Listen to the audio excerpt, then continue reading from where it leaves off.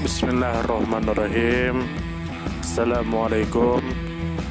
Bertemu lagi dengan sendiri atau diantarin. Semoga kita baik-baik saja dan semoga kita masuk surga. Amin. Sekarang masuk ke video. Ahmad, tentu saja kemungkinan tidak asing di telinga kita terlebih bagi para orang-orang yang pernah mendengarnya. Disebutkan menurut informasi yang beredar bahwa Ahmad adalah seorang sarjana Islam Sunni dan reformis Sufi yang lahir pada tahun 1703 dan meninggal pada tahun 1762. Ahmad dikenal luas karena kontribusinya terhadap kebangkitan Islam di wilayah anak benua India. Banyak pengikutnya memandang Ahmad sebagai seorang pembaharu atau mujadid, yaitu sosok yang memperbarui pemahaman dan praktik agama Islam sesuai tuntunan zaman.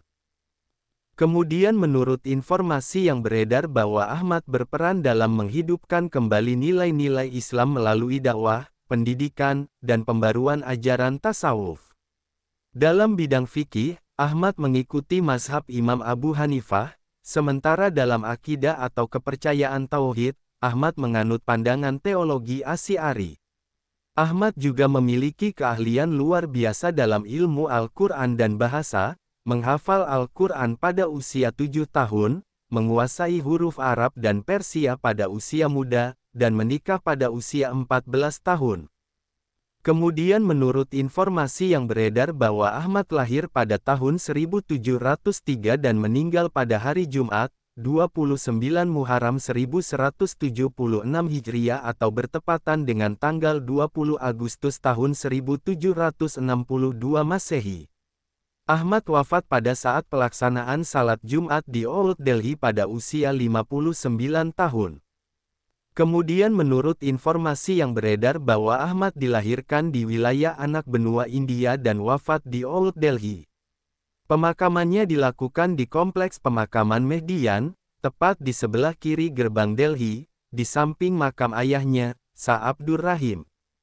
Kemudian menurut informasi yang beredar bahwa peran Ahmad dalam kebangkitan Islam didorong oleh keyakinannya bahwa umat Islam memerlukan penyegaran kembali pemahaman agama yang murni, bebas dari praktik-praktik yang menyimpang. Pemikiran dan ajarannya berusaha memadukan kedalaman tasawuf dengan keteguhan syariat, sehingga dapat diterima oleh banyak kalangan umat.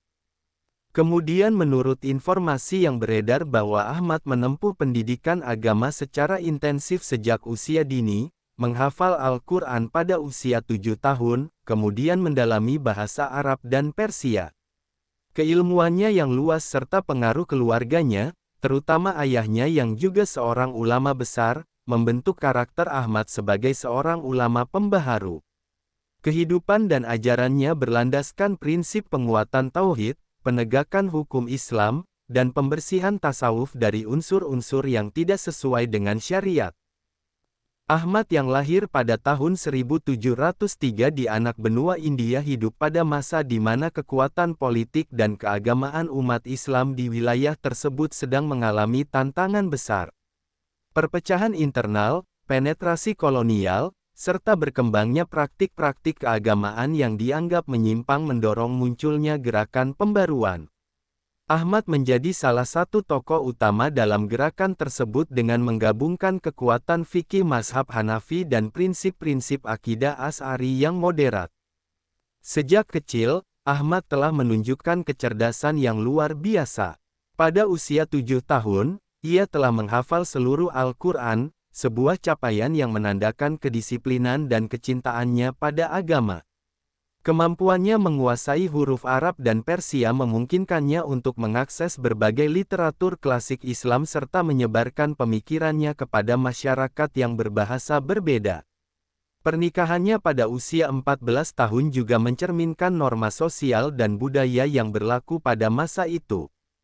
Dari sudut pandang pendidikan Islam, Ahmad termasuk dalam kategori ulama yang memiliki sanad keilmuan yang kuat. Ajarannya tidak hanya fokus pada penguatan akidah, tetapi juga pembersihan tasawuf dari praktik yang tidak sesuai dengan Al-Quran dan Sunnah. Dari sisi sejarah sosial politik, perannya memberikan arah baru bagi masyarakat Muslim India dalam menghadapi tantangan internal dan eksternal. Ahmad wafat pada tanggal 20 Agustus tahun 1762, tepat saat melaksanakan salat Jumat di Old Delhi. Wafatnya pada hari dan waktu yang mulia bagi umat Islam dianggap oleh sebagian pengikutnya sebagai pertanda kehormatan spiritual. Ia dimakamkan di Mehdian, di sebelah kiri gerbang Delhi, berdekatan dengan makam ayahnya, Shah Abdur Rahim. Kompleks makam ini kemudian menjadi salah satu tempat yang dihormati oleh masyarakat yang mengenang jasa-jasanya. Dari perspektif teologi, Ahmad adalah contoh ulama yang berhasil menggabungkan tiga pilar penting dalam Islam. Akidah yang lurus, syariat yang teguh, dan tasawuf yang bersih dari unsur bid'ah. Dari perspektif kebudayaan, karya dan warisannya membantu mempertahankan identitas Islam di tengah pengaruh budaya asing yang masuk ke India pada abad ke-18. Sementara itu, dari sudut pandang sejarah dakwah, pergerakannya menjadi fondasi bagi lahirnya gerakan-gerakan pembaruan Islam di kemudian hari. Sumber referensi Google Chrome dan ChatGPT.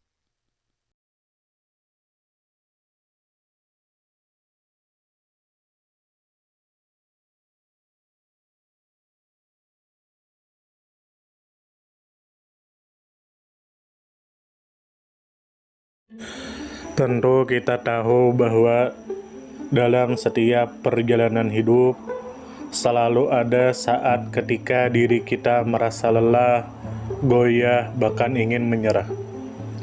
Namun di balik setiap perintangan tersembunyi peluang untuk tumbuh dan menguatkan diri kita.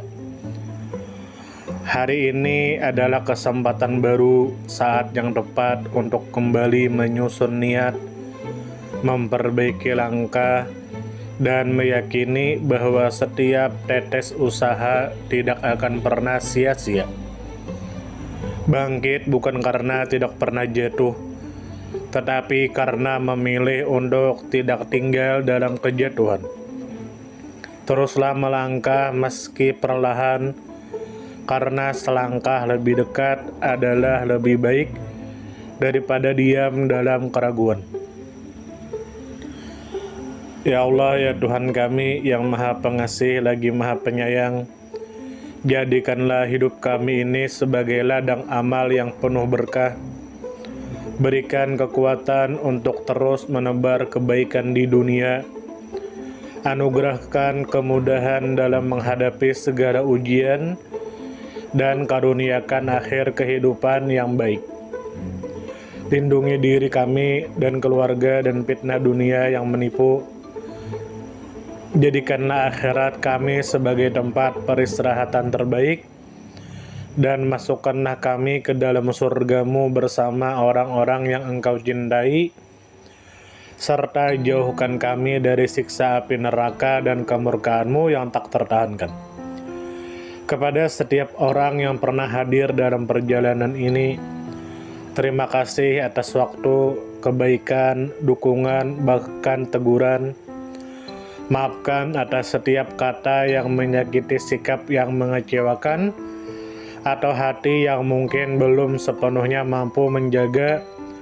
Manusia tidak pernah sempurna, namun ketulusan untuk tetap terus belajar dan memperbaiki diri tidak akan pernah padam. Tentu kita tahu bahwa kebaikan tidak selalu datang dalam bentuk besar. Terkadang senyum kecil yang tulus, tangan yang ringan membantu, atau telinga yang mau mendengarkan sudah cukup untuk mengubah hari seseorang menjadi lebih bermakna. Jangan pernah kita menyepelekan kebaikan sekecil apapun, karena bisa jadi satu perbuatan kecil bisa menjadi rahmat Allah turun. Tentu kita tahu menjadi pribadi yang baik bukan berarti tanpa celah, namun menjadi pribadi yang senantiasa sadar dan ingin terus memperbaiki diri. Kebaikan itu menular, dan siapapun yang menanamkan kebaikan akan menuai kebahagiaan meski tak selalu terlihat oleh mata. Dunia membutuhkan lebih banyak hati yang lembut, tangan yang menguatkan, dan jiwa yang peduli. Semoga usaha yang dilakukan bernilai ibadah. Semoga hidup kita menjadi pemberat amal baik, dan semoga kelak ketika dunia telah kita tinggalkan, nama yang tertinggal bukan hanya sekedar dikenang, tetapi menjadi doa yang terus mengalir karena kebaikan yang tidak pernah berhenti untuk ditanam. Terima kasih banyak. Mohon maaf jika ada salah. Silahkan jika suka ditekan tombol like, silahkan share, dan jika ingin memberikan saran dan komentar, silahkan komen.